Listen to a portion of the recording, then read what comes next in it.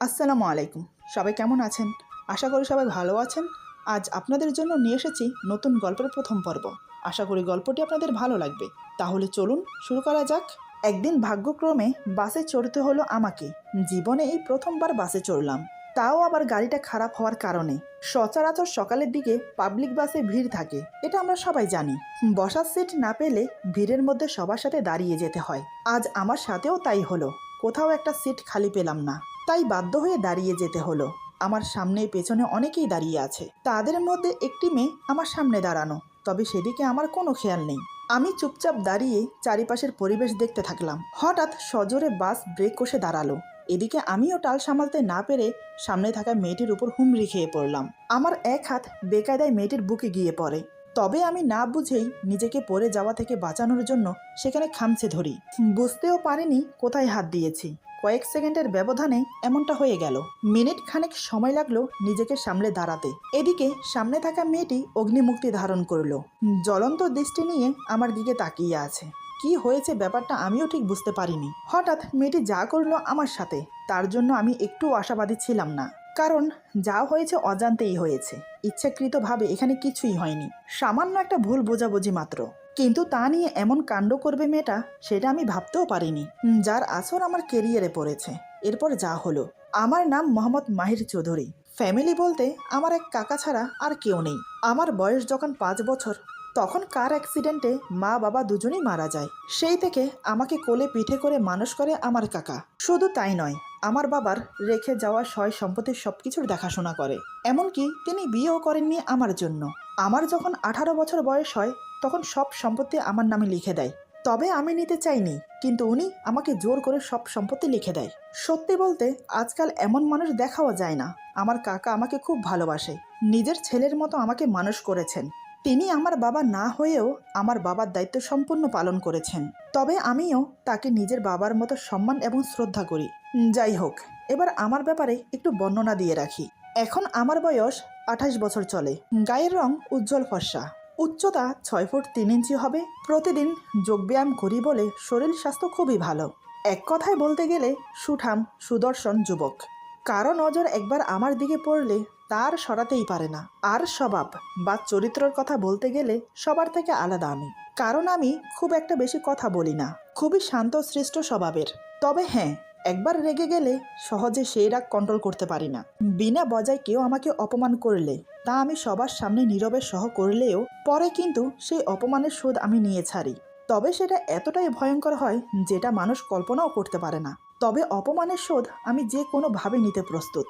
School কলেজে আমার এমন স্বভাবের জন্য বন্ধু বান্ধব বলতে তেমন কেউ নেই। তবে একজন আছে যে আমাকে বোঝে, যে আমার ভালো মন্দ সবকিছুর খবর রাখে, যে আমার বিপদে আপদে ছায়ার মতো আমার পাশে থাকে, আমাকে সাপোর্ট করে। সে হলো আমার বন্ধু স্বপন।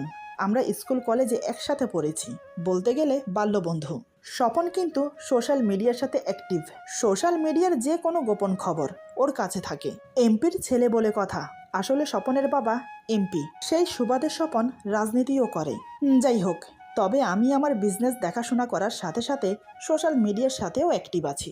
সোশ্যাল মিডিয়া কি বোঝেন তো? তিলকে তাল করাকেই সোশ্যাল মিডিয়া বলে। এবারে মূল গল্পে আসা যাক। প্রতিদিনের নিয়ম মেনেই আমার জীবন চাকা ঘুরছে। অফিস থেকে বাসা, বাসা থেকে অফিস। কোনো গার্লফ্রেন্ড নেই যে তার সাথে সময় কাটাবো। আমার এমন স্বভাবের জন্য তা এখনো হয়ে ওঠেনি। আর বিয়ে, সেই চিন্তা তো এখনো মাথায়ও আনিনি। তবে সময় পেলে আমার বন্ধু স্বপনের সাথে চুকিয়ে আড্ডা দেই। একদিন হলো কি, আমার একটা আর্জেন্ট মিটিং পড়ে গেল সকাল 10:30টার দিকে। তাই যথারীতি ভোরবেলায় ঘুম থেকে উঠে নামাজ পড়ে যোগ ব্যায়াম শেষ করে ফ্রেশ হয়ে নিলাম। তারপর কাকার সাথে একসাথে বসে নাস্তা করলাম খাবার টেবিলে। নাস্তা শেষ করে অফিসের জন্য রেডি হয়ে বেরিয়ে পড়লাম 9টা নাগাদ। বাড়ি থেকে আমার অফিস 40 মিনিটের রাস্তা। তবে রাস্তায় আজ ট্রাফিক থাকার কারণে একটু দেরি হচ্ছে। প্রায় 15-20 মিনিট গাড়ি চলার পর হঠাৎ গাড়ি এক জায়গায় দাঁড়িয়ে পড়লো। আচমকা গাড়ি দাঁড়িয়ে যাওয়াতে আমি একটু অবাকই হলাম। আমি ড্রাইভারকে জিজ্ঞেস করলাম, হারু ভাইয়া কি হয়েছে? হঠাৎ মাঝ রাস্তায় গাড়ি থামালে কেন? ড্রাইভারের নাম মোহাম্মদ হারুন। আমি তাকে হারু ভাইয়া বলে ডাকি। তবে আমিও গাড়ি চালাতে পারি। কিন্তু ওই যে আমার কাকা আছে না, উনি তো আমাকে গাড়ি নিয়ে একা বেরোতেই দেন না। যদি কোনোভাবে আমি গাড়ি অ্যাক্সিডেন্ট করি, যদি আমার কিছু হয়ে যায়, আরও নানান রকমের লেকচার শুনতে হয় যদি গাড়ি নিয়ে বের হব বলি। যাই হোক, আমার কথার প্রতি উত্তরে হারু ভাইয়া বলে, কি হয়েছে সেটা তো আমিও বুঝতে পারছি না, দাঁড়াও নেমে একটু চেক করে দেখি। হারু ভাইয়া আমাদের বাড়ির অনেক পুরনো ড্রাইভার, সেই ছোটবেলা থেকে দেখছি ওনাকে আমাদের বাড়িতে। আমার কাকার মতো ওনারও আমার পেছনে অবদান কম কিছু নেই। নিজের ভাইয়ের মতো আমাকে স্নেহ করে, আমিও তাকে বড় ভাইয়ের মতো সম্মান করি। আমি বললাম, একটু তাড়াতাড়ি করো ভাইয়া, আমার জরুরি মিটিং আছে। হারু ভাইয়া গাড়ি থেকে নেমে গাড়ির সামনের ইঞ্জিনগুলো দেখতে লাগলো, কিন্তু কোথাও কিছু খুঁজে পেল না। প্রায় 10 মিনিট পর হারু ভাইয়া আমাকে বলে, গাড়ির কি হয়েছে বুঝতে পারছি না, মনে হয় গাড়িকে মেকানিকের কাছে নিয়ে যেতে হবে, তুমি বরং ট্যাক্সি বা অটো করে চলে যাও। এদিকে হাতে মাত্র আর 45 মিনিট বাকি আছে। এই 45 মিনিটে আমাকে যে করেই হোক অফিসে পৌঁছতে হবে। আজ মিটিংয়ের সাথে সাথে একটা বড় অ্যামাউন্টের ডিল হবে। এখান থেকে আমার অফিসে যেতে 25 মিনিট লাগবে।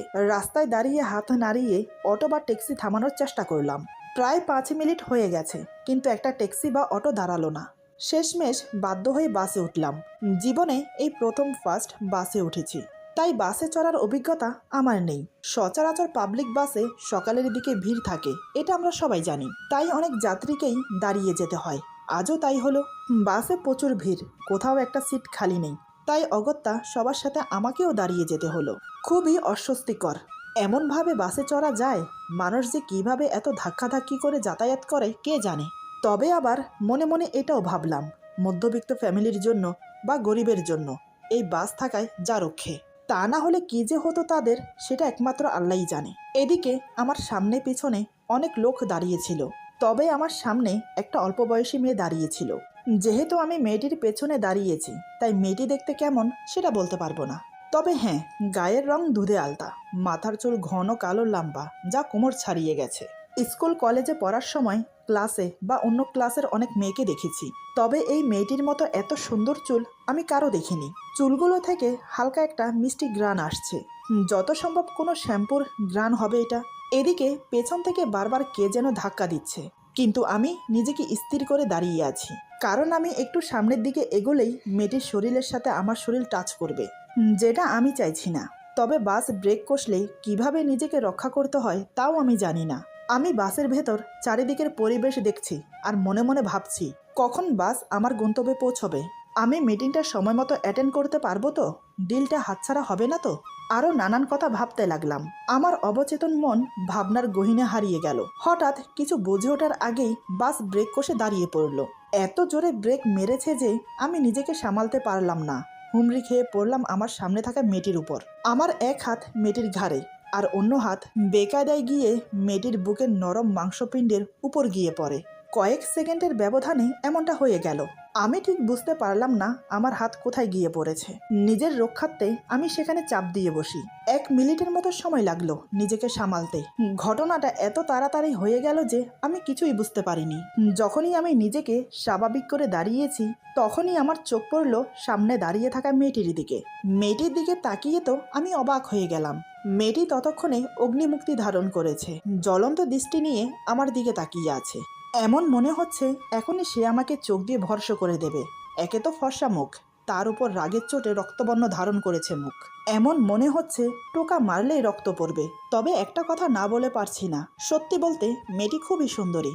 টানা টানা ডাগর চোখ, সরু ও চিকন তিখালো নাক, ঠোঁট জোড়া চিকন ও পাতলা গোলাপের পাপড়ির মতো। কি বর্ণনা দেব আর, সব মিলিয়ে অপূর্ব। যাই হোক, আমি মেয়েটির দিকে তাকিয়ে ভ্যাবাচাকা খেয়ে গেছি। কারণ আমি ভাবছি, এই মেয়েটি হঠাৎ আমার দিকে এমন করে তাকিয়ে আছে কেন, আর এত রেগে আছে কেন। প্রশ্নগুলোর উত্তর পেতে বেশিক্ষণ সময় লাগলো না। হঠাৎ খুব জোরে একটা থাপ্পড় এসে পড়ল আমার গালে। আচমকা থাপ্পড় এসে পড়াতে আমার ঠোঁট ফেটে রক্ত বেরিয়ে আসে। এদিকে বাস ভর্তি লোক দাঁড়িয়ে দাঁড়িয়ে তামাশা দেখছে আর বলছে, কি হয়েছে কি হয়েছে। এবার মেয়েটি কেঁদে কেঁদে বলে, এই লোকটা আমার সাথে, এই বলে ওড়না দিয়ে মুখ চেপে ধরে আরো জোরে কান্না করতে লাগলো। আমি তো জায়গাতেই থ হয়ে গেছি। আমি আবার কি করলাম? বাসের কন্ডাক্টর এগিয়ে এসে বলে, দেখুন আপনি এভাবে কান্না করবেন না, কি হয়েছে খুলে না বললে আমরা বুঝবো কি করে। মেয়েটি কান্না করতে করতে আবার বলে, এই লোকটা আমার সাথে অসভ্যতামি করছে। মেয়েটির কথা শুনে এবার যা হবার তাই হলো। লোকগুলো সবাই আমার উপর ঝাঁপিয়ে পড়লো। তারপরও আমি নিজেকে বাঁচানোর জন্য বললাম, দেখুন আপনাদের ভুল হচ্ছে, সত্যিই আমি কিছু করিনি, উনি আমাকে ভুল বুঝছেন। মেয়েটি বলে, কোনো ভুল না, আপনি ইচ্ছে করেই আমার সাথে এমন করেছেন। বাসের মধ্যে ভিড় আছে মনে করে সে সুযোগটাকেই কাজে লাগিয়েছেন। আপনাদের মতো ছেলেদের জন্যই আমাদের মতো মেয়েরা বাসে চলাফেরা করতে, রাস্তায় চলতে বা রাতে ঘর থেকে বেরোতে ভয় পায়। রাস্তার কুকুরকে যতটা না ভয় পায় তার চেয়ে বেশি ভয় পায় আপনাদের মতো মানুষরূপী কুকুরদেরকে। ঘরে কি মা বোন নেই আপনাদের? মেয়ে মানুষ দেখলেই অমনি আপনাদের হাত মিশমিশ করে। এদিকে মেয়েটি আমাকে যা ইচ্ছে নয় তাই বলে অপমান করছে, অন্যদিকে লোকগুলো কেউ ধাক্কা দিচ্ছে, কেউ থাপ্পড় মারছে, কেউ আবার মা বাপ তুলে বিশ্রীভাবে গালাগালি করছে। আমি তো কাঠপুতলির মতো একদম সাইলেন্ট বোবা হয়ে গেছি। কি থেকে কি হয়ে গেল আমার মাথায় কিচ্ছু ঢুকছে না। একসময় আমাকে সবাই ধাক্কা মেরে বাস থেকে বের করে দিল, আমিও রাস্তায় মুখ থুবড়ে পড়ে যাই। এত অপমান, এত অপমান আমার জীবনে আমি কোনো দিনও হইনি। বাস তখনও ওখানে দাঁড়িয়েছিল। আমি ধীরে ধীরে উঠে দাঁড়ালাম। আমি যেখানে দাঁড়িয়েছি সেখান থেকেই বাসের মাঝখানের জানালার দিকে তাকিয়ে আছি, কারণ সেখানে এখন মেয়েটি বসে আছে। আজ এই মেয়েটির জন্য আমার মান সম্মান সব ধুলে মিশে গেল।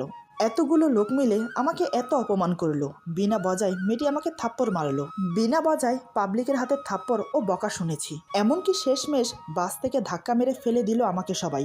এই সব হয়েছে এই মেয়েটির জন্য। ওকে তো আমি ছাড়বো না, এমন শিক্ষা দেব যা দেখে ওর আত্মারাম কেঁপে ওঠে। ওই মেয়েটির জন্য আজ আমার সবচেয়ে বড় ক্ষতি হলো কেরিয়ারে। আসলে এই প্রথম আমি ডিল করতে যাচ্ছিলাম। এতদিন আমি বিজনেস দেখাশোনা করলেও সব ডিল কাকা করত। আজ এই প্রথম আমি দায়িত্ব নিয়েছি ডিল করার। কিন্তু রাস্তায় যে এমন একটা ঘটনা ঘটবে তা আমি কল্পনাও করিনি। এমন অবস্থায় আমি অফিসেও যেতে পারবো না। একে তো আমার কাপড় নোংরা হয়ে গেছে, দ্বিতীয়ত এমন পরিস্থিতিতে আমি মিটিং বা ডিল কোনোভাবেই করতে পারবো না। আমার মাথায় এখন ওই মেয়েটির অপমান ঘুরপাক খাচ্ছে। যতক্ষণ না এর প্রতিশোধ আমি নেব ততক্ষণ আমি শান্তি পাবো না। ওই মেয়েটিকে তো আমি ছাড়বো না। আমি সেখানে দাঁড়িয়ে মেয়েটির দিকে তাকিয়ে মনে মনে কথাগুলো বলছি। হঠাৎ কিছু বুঝে ওঠার আগেই মিডিয়ার লোক কোত্থেকে যেন চলে এলো। আমি তো পুরোই অবাক, আজ আমার সাথে এসব কি হচ্ছে। প্রথমে এই মেয়েটি, এখন আবার মিডিয়া। কি করে খবর পায় এরা? এদিকে মিডিয়ার লোক এসেই আমাকে চারপাশ থেকে ঘিরে ধরেছে। নানান প্রশ্ন আমার মুখের উপর ছুঁড়ে মারছে সবাই। কেউ জিজ্ঞেস করছে, আপনি মেয়েটার সাথে কি করেছেন যার জন্য আপনাকে ঘন ধোলাই খেতে হলো? আরেকজন জিজ্ঞেস করে, আপনি এমনটা করতে পারলেন? আবার কেউ প্রশ্ন করে, কি এমন বেয়াদবি করেছেন আপনি যার জন্য সবাই এভাবে আপনাকে মারলো? আপনাকে সবাই চেনে, সোশ্যাল মিডিয়ায় আপনার অনেক নাম সুখ্যাতি রয়েছে, আপনি এমন একটা কাজ কিভাবে করলেন? ওরা আমাকে প্রশ্নের ওপর প্রশ্ন করে জর্জরিত করে ফেলছে, কিন্তু আমি একটা প্রশ্নেরও উত্তর দিতে পারছি না। কি বলবো? সত্যিটা বললে কেউ বিশ্বাস করবে না, আর মিথ্যে তো আমি বলতেই পারবো না। এদিকে বাসে বসে থাকা মেয়েটি সব লক্ষ্য করছে। যখন দেখলো আমি কিছু বলছি না, তখন আগুনের মধ্যে ঘি ঢালার জন্য মেয়েটি উঠে আসে। এসেই মেয়েটি বলে, উনি কি বলবেন? চোর কখনো বলে যে আমি চুরি করেছি? মেয়েটির কথা শুনে মিডিয়ার লোকগুলো সবাই ঘুরে দাঁড়ালো। আমি তো হাঁ করে তাকিয়ে আছি। আর এটা হবার বাকি ছিল। মিডিয়ার লোকগুলো থেকে একজন বলে, আপনি কে? মেয়েটি বলে, আমি সে যার সাথে এই লোকটি বেয়াদবি করেছে। মিডিয়ার লোকদের জন্য আর কি চাই? যাকে নিয়ে সবকিছু কেন্দ্র হয়ে উঠেছে সে নিজেই এসেছে মুখ খোলার জন্য মিডিয়ার কাছে। এর থেকে সুখময় খবর আর কি হতে পারে মিডিয়ার জন্য? একজন প্রশ্ন করে, ম্যাম, এক্স্যাক্টলি উনি আপনার সাথে কি করেছে? একটু যদি বৃত্তান্ত খুলে বলেন তাহলে ভালো হয়। মেয়েটি বলে, কিভাবে খুলে বলি বলুন তো? সব কথা কি খুলে বলা যায়? উনি যেটা করেছেন সেটা আমি কোনোভাবেই প্রকাশে বলতে পারবো না। বাসে ভিড়ের মধ্যে সুযোগ নিয়ে উনি যেটা করেছেন সেটা আমি মনেও করতে চাই না। কি জঘন্য প্রকৃতির মানুষ। একজন বলে, ম্যাম, আপনার কোথাও ভুল হচ্ছে না তো? মেয়েটি চেঁচিয়ে বলে, ভুল? কিসের ভুল? কোনো ভুল হচ্ছে না আমার। নিজের চোখে যেটা দেখেছি সেটা ভুল বলে মানে কি করে? এভাবে আরো নানান রকমের কথা বলতে লাগলো মেয়েটি। আমি তো সেখানেই স্টুপিডের মতো দাঁড়িয়ে আছি। এই খবরগুলো যদি চারিদিকে ছড়িয়ে পড়ে তাহলে আমার মান সম্মান ইমেজ সব ধুলোয় মিশে যাবে। আর আমার কাকা, ওনার কানে যখন পৌঁছবে তখন কি হবে? উনি কি বিশ্বাস করতে পারবেন আমাকে? আমাকে এখন একজনই বাঁচাতে পারে, সে হলো আমার বন্ধু স্বপন। আমি সোজা ফোন করলাম স্বপনকে। ফোনে রিং হচ্ছে কিন্তু কেউ উঠাচ্ছে না। প্রায় 2-3 বার দেওয়ার পর ফোন রিসিভ হলো। ফোন রিসিভ করে ঘুমন্ত ভাব নিয়ে স্বপন বলে, হ্যালো, কে বলছে? আমি বললাম, কিরে, তোর ঘুম ভাঙেনি এখনো? স্বপন বলে, ও তুই, তা এত সাত সকালে কেন ফোন করেছিস? আমি বললাম, অনেক বড় সমস্যা হয়ে গেছে। এই কথা শুনে ও ধরপড়িয়ে উঠে বসে বলে, কি হয়েছে? তুই ঠিক আছিস তো? আমি বললাম, মরিনি এখনো, বেঁচে আছি। স্বপন বলে, এই ফালতু কথা না বলে কি হয়েছে বলতো, তোর কথা এমন শোনাচ্ছে কেন? আচ্ছা আগে বল তুই কোথায় আছিস? আমি বললাম বনানী 2 নম্বর রোডে। স্বপন বলে তুই ওখানে দাঁড়া, আমি এখনই আসছি। আমি বললাম সোশ্যাল মিডিয়ায় যে খবরটা বেরোতে যাচ্ছে সেটা যদি বেরিয়ে যায় তাহলে আমার সব শেষ। আমি কিছু না করেও অপরাধী হয়ে যাব। দোস্ত তুই কিছু একটা কর, যে করেই হোক এই খবরটা যেন সোশ্যাল মিডিয়ায় না ছড়ায়। আমাকে বাঁচা দোস্ত। স্বপন বলে তুই চিন্তা করিস না, আমি সব দেখছি। এই বলে স্বপন ফোন কেটে দেয়। তবে স্বপন চেষ্টা করেও কিছু করতে পারলো না। আসলে মিডিয়া থেকে এখানে যারা এসেছে তাদের মধ্যে একজন লাইভে দেখাচ্ছিল, বাকি সবাইকে আটকানো গেলেও যেটা সরাসরি লাইভে দেখানো হয়েছে সেটা আটকানো গেল না। ফলে যা হবার তাই হলো, ভিডিওটা চারিদিকে ভাইরাল হতে লাগলো। আমার ক্ষতি যা হবার হয়ে গেছে।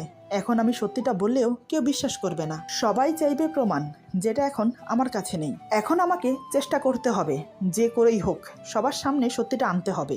তবে কিভাবে কি করব কিছুই মাথায় আসছে না। এদিকে মেয়েটি নিজের বক্তব্য শেষ করে আবার গিয়ে বাসে বসলো।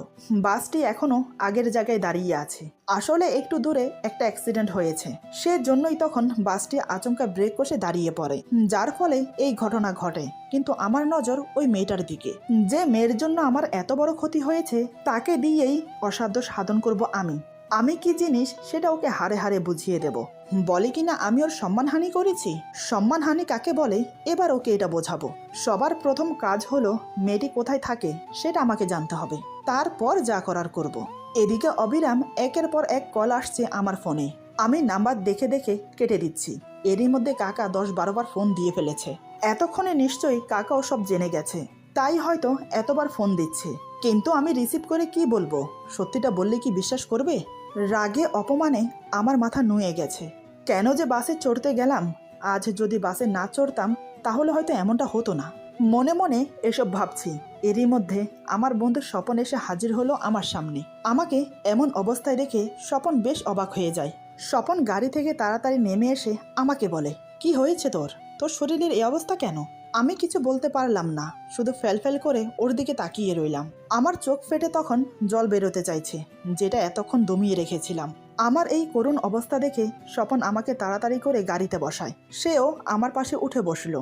আমার অবস্থা দেখে স্বপন বেশ বুঝতে পারছে আমার উপর দিয়ে কি ঝড় বয়ে গেছে, তাই সে আমাকে বেশি না ঘাটিয়ে আমাকে পানির বোতল এগিয়ে দিল। আমি চুপচাপ পানি খেয়ে নিলাম, মাথা নিচু করে বসে আছি। প্রায় বেশ কিছুক্ষণ পর স্বপন বলে, নিজেকে শক্ত কর, এমন পরিস্থিতিতে ভেঙে পড়লে চলবে না। কি হয়েছে আমাকে খুলে বল। আমি বললাম, তুই বিশ্বাস কর আমি নিজের ইচ্ছায় কিচ্ছু করিনি, যা হয়েছে তা একটা অ্যাক্সিডেন্ট। স্বপন বলে, দুনিয়ার কেউ বিশ্বাস না করলেও আমি তোকে সম্পূর্ণ বিশ্বাস করি, কারণ আমি তোকে আজকাল থেকে জানি না। এখন কি হয়েছে সেটা আমাকে খুলে বল। আমি এক এক করে সব ঘটনা খুলে বললাম। সব কথা শুনে স্বপন বাকরুদ্ধ হয়ে গেল। সামান্য একটা ইস্যু নিয়ে এত কিছু হয়ে গেল? আরে বাবা, বাসে চলাফেরা করতে গেলে তো কত জনের সাথে কত জনের ধাক্কা লাগে, বেকায়দায় হাত গিয়ে কত জায়গায় টাচ করে, কেউ ইচ্ছাকৃতভাবে করে, কেউ আবার ভুলবশত করে ফেলে। কিন্তু এখন যেটা হলো সেটা তো গুরুতর। স্বপন বলে, যা হবার হয়ে গেছে, এই নিয়ে তুই আর চিন্তা করিস না, দেখি আমি কি করতে পারি। আমি বললাম, যা হবার হয়ে গেছে মানে? তুই কি বলতে চাস অপরাধ না করেও অপরাধী হয়ে থাকবো? দেখ, আমি এত সহজে হার মানার পাত্র নই, তুই সেটা ভালো করেই জানিস। আমি তো ওই মেয়েটাকে দেখে ছাড়বো। স্বপন বলে, শান্ত হ তুই, মাথা ঠান্ডা কর, কি করতে চাইছিস তুই? আমি বললাম, কি করব সেটা তো দেখতেই পাবি, তার আগে আমাকে ওই মেয়েটার ঠিকানা জোগাড় করতে হবে। মেয়েটি কোথায় থাকে, কি আশয় বিষয় সব জানতে হবে। এখন তুই আমাকে বল, তুই আমার সাথে থাকবি? স্বপন আমার হাত শক্ত করে ধরে বলে, আমি সবসময় তোর পাশে আছি, তবে তোর কাছে আমার একটাই অনুরোধ, এমন কিছু করবি না যার জন্য তোর কোনো ক্ষতি হয়। আমি বললাম, আমার যা ক্ষতি হবার তা তো হয়েই গেছে, নতুন করে আর কি ক্ষতি হবে? এরই মধ্যে আমাদের সামনে থাকা বাস চলতে শুরু করলো। আমি স্বপনকে বললাম, ওই বাসটাকে ফলো কর, ওই বাসের মধ্যেই মেয়েটি আছে। কোনোভাবেই আমি মেয়েটিকে হাতছাড়া করতে চাই না। স্বপন বলে, আমি ফলো করছি, তুই শান্ত হয়ে বস।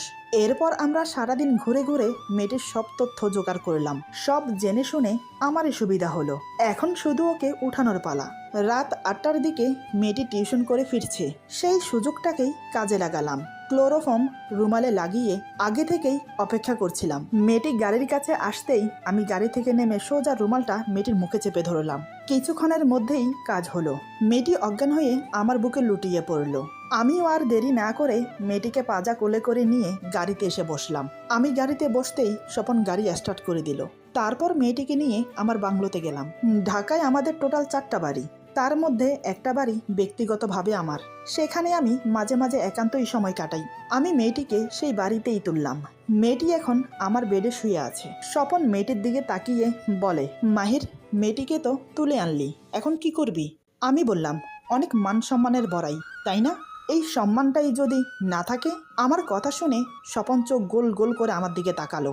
বিস্ময়ে অবাক হয়ে আমাকে বলে, মাহির, তুই কি মেয়েটাকে ধর্ষণ করবি? আমি রহস্যময় হাসি দিয়ে বললাম, খানিকটা তেমনই ধর। স্বপন বলে, খানিকটা তেমন মানে?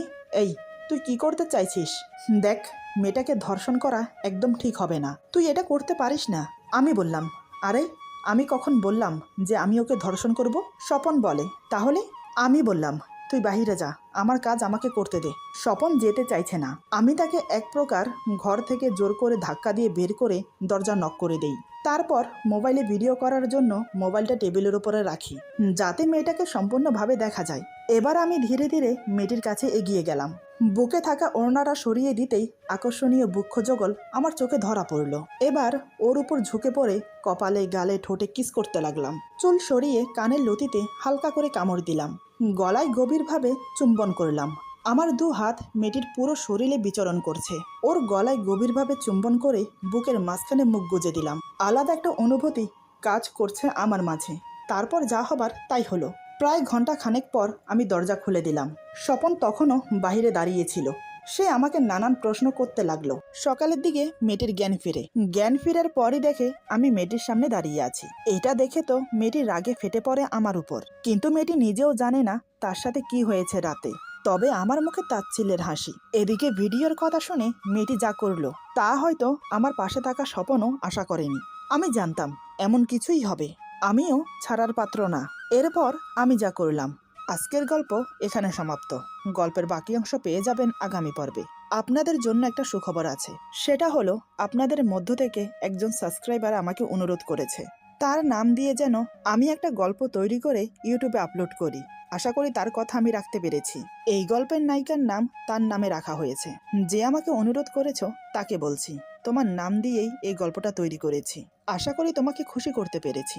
গল্পটা কেমন লাগলো আর তোমার অনুভূতি কেমন হলো সেটা জানাবে কমেন্টে। আর আপনাদের সবাইকে বলছি, আপনাদের কোনো অনুরোধ থাকলে নিশ্চয়ই জানাবেন, রাখার চেষ্টা করব। সবাই ভালো থাকবেন, সুস্থ থাকবেন আর বন্ধুদের সাথে বেশি বেশি করে শেয়ার করবেন। আল্লাহ হাফেজ।